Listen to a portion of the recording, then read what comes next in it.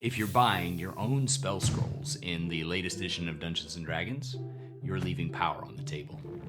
Welcome to the channel. My name's Timothy, though some people do call me Tim. If you're new here and interested in working together to improve your game of Dungeons & Dragons, then you're in the right place. Please consider giving us a sub. Today's topic was brought up by subscriber Koyos Dustlight, or Koyos Dustlight.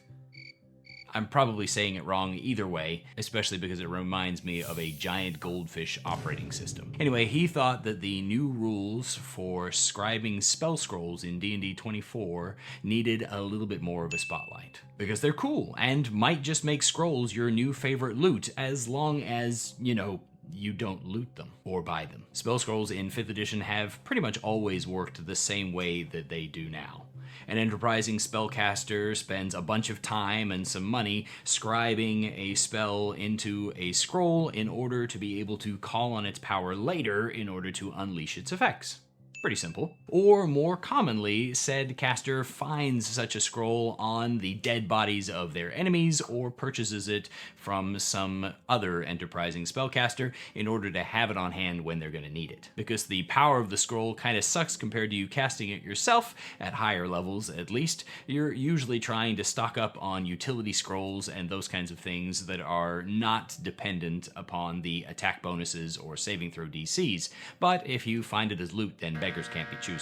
As we find these as loot, we quickly notice that the only real benefit to making scrolls ourselves is that it saves us a little bit of money at a cost of huge swaths of our downtime.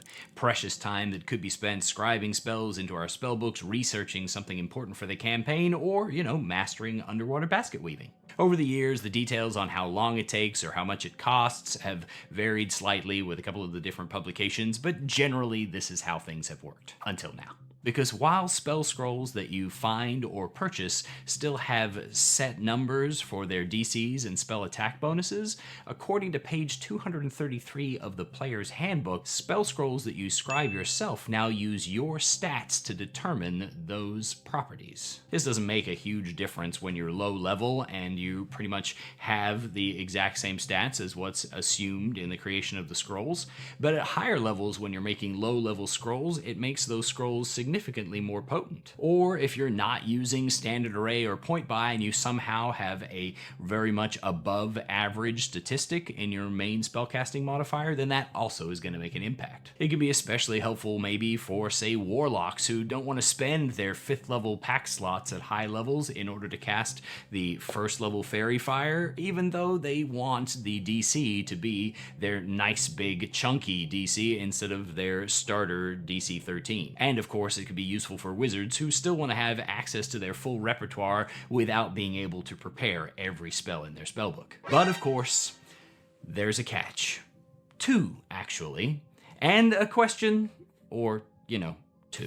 The biggest catch, of course, is that no matter how much this boosts the DCs of your spells, crafting still takes a really long time, and still takes that downtime away from you putting into other downtime things that you might have wanted to spend your time on. The second is perhaps a more practical concern: bookkeeping. People hate bookkeeping, players in particular. If you're creating spell scrolls that use your own statistics and you're creating them throughout the course of your career, those statistics are consistently changing, meaning that you have to not only record that you have a spell scroll, but you need to record whether or not you made it yourself and what the DC and spell attack bonuses are that are relevant to the spell in question. This should be such a tiny, simple little thing to just write next to it in the line that you put on your character sheet, but I imagine that this will be one of the most forgotten things in the Forgotten Realms.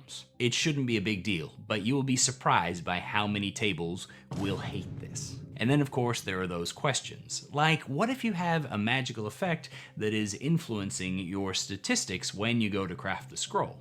Obviously, temporary little buffs should be easy to argue away since they're not going to last for the entire time that you're crafting. But if you've got an Ioun stone floating over your head adding +2 to a statistic, does that count? Probably, I would say.